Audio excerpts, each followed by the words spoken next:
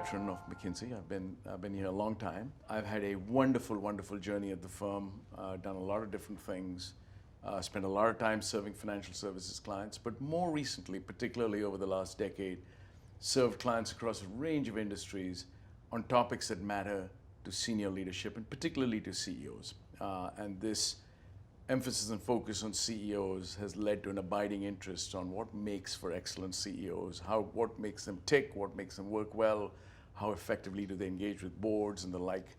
And so that has become a real area of excitement and interest and passion for me. Within the firm, I've had all kinds of leadership roles, but frankly, they don't quite excite me as much as all this work with CEOs does.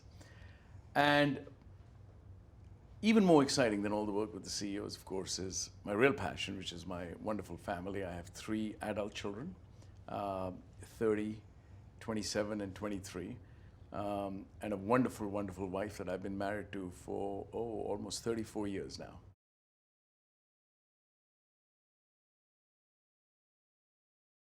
I've been with McKinsey for 21 years. I joined as a business analyst in the Toronto office and have spent time in Canada, where I'm from, and the UK, and now here in San Francisco. I started off as an economist, and so very rigid thinking on what it takes, and I think learned very quickly that in order to help our clients really achieve what they want to achieve, you have to marry the art and the science, the hard and the soft together.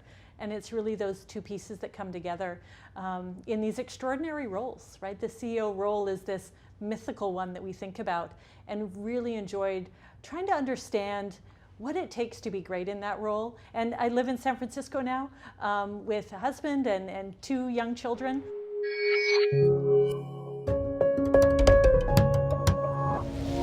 Yeah, well, it's been a 25-year journey, and it started in Cleveland, Ohio, then went by way of McKinsey's Melbourne office, and then where I've landed now is our Los Angeles office with a quick stop in Chicago along the way. The journey actually, for me, is actually quite defined personally. So 19 years ago, I had a special needs child who actually prompted me to want to leave McKinsey and do something, because I felt like my life's calling had changed a fair bit, and that my life's calling was much more in the realm of human potential and how do we unlock human potential kind of differentially in other people.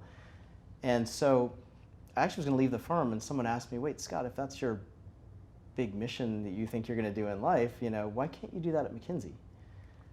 And it was a great question, because actually, McKinsey touches at the very top of organizations that 70 million people around the world, if you just take the top 2,000 organizations, all work for.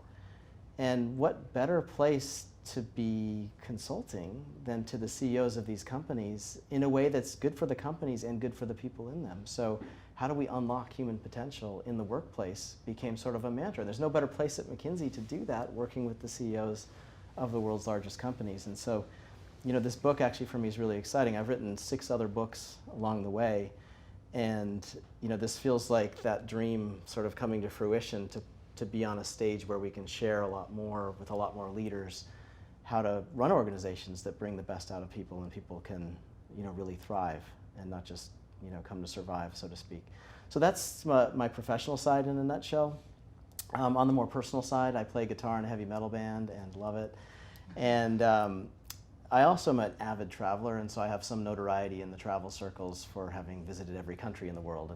For those who track that sort of thing, I believe I was number 178 in the world to have visited every country in the world. And so that's been quite an adventure, and one that I've tried to bring as much of my family on as I can. So special trips with my kids, I have 3 boys, or with my spouse, or as often as possible with everyone. So I do have a child who has been to Iraq, Iran, North Korea, Eritrea, and any other countries that make the list of like, really, you'd go there, they've probably been there. And they had some pretty interesting stories coming back from spring break when they got back to their respective elementary schools and middle schools. So that's been a great adventure in my life.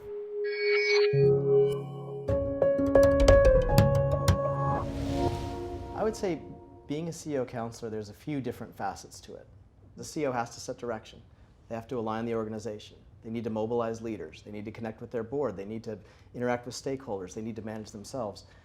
And it's actually how you choose across all of that which you have to manage and how you prioritize among that, that is the thing CEOs struggle with most. And so if you're only having a conversation around strategy or a conversation around organization, sure, you're helping them with a piece of what they have to manage, but you're not calibrating how that piece fits into the bigger picture. And then a second part of it is being interested and listening well, understanding where the person's at, because it's an incredibly lonely role. That's something we heard from a number of CEOs. In fact, I would venture to say it came up in all of our conversations with the best CEOs in the world, that it's just a lonely role. And there's just not a lot of places that CEOs can go.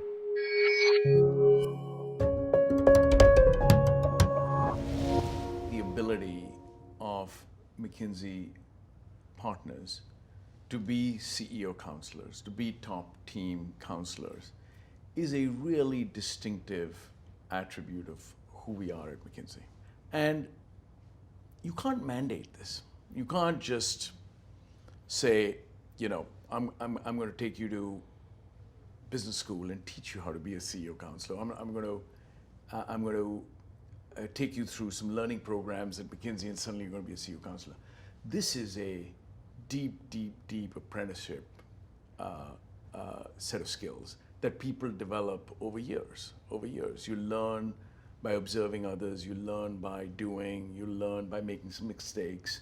But for those who do grow into being great CEO counselors, I think the fundamental aspect is they are able to build trust.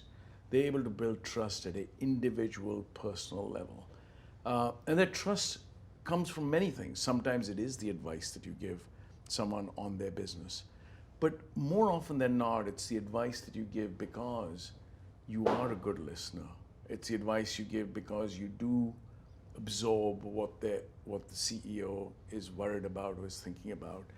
It is because you're there for them in moments of truth when they have an issue with a board or an issue with some of their executives on their team, where they need someone to be a sounding board, someone to be a consigliere, if you like, to them. And they're not going to reach to you to be a consigliere or a sounding board if they don't have that trust with you. This thing takes years to build that level of trust. Interestingly, I will say to you that the CEOs that I have built trust with over the years, I have known for several years, often when they were much younger in the organization, right? That is when you really build the trust, is over those years.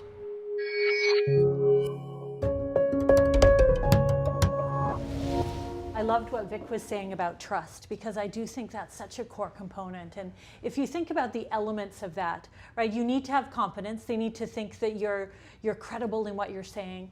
You also need to have shown over time that you can help.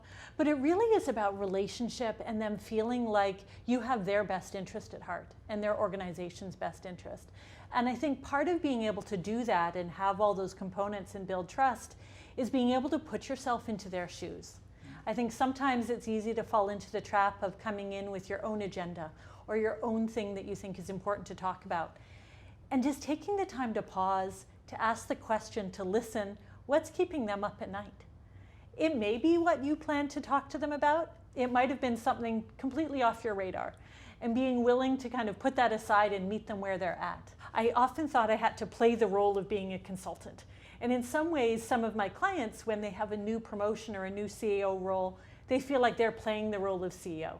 I think the sooner you can get past that, right, and you both drop your guards and you're human to human, right, talking about what's working well, what they're worried about, and you relate at that level, it feels so much different than you all just kind of playing a part.